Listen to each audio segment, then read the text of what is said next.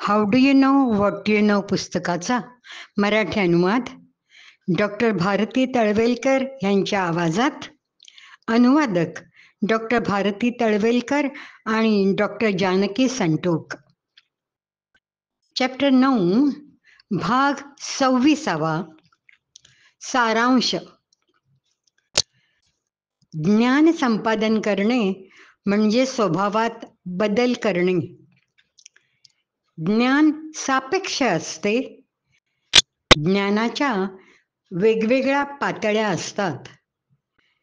तुलनात्मकरित्या ते ज्ञान उच्च पायरीच्या दृष्टिकोनातून अज्ञान असते आणि खालच्या पायरीच्या दृष्टिकोनातून ज्ञान असते.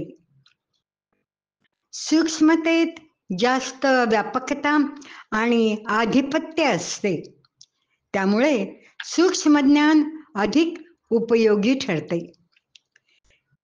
ज्ञान संपादनेचे 3 टप्पे आहेत: श्रवण, मनन आणि ध्यानधारणा. चिंतनाने विचारात स्पष्टता येते, ज्ञान आत्मसात होते. चिंतनाच्या पद्धती आहेत, तशा सावधानता पण आहेत.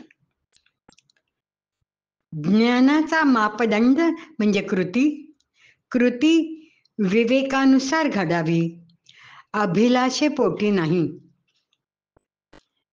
विचारशून्यतेला पोहोचणे म्हणजे अंतिम ज्ञान, अल्टिमेट नॉलेज मिळवणे.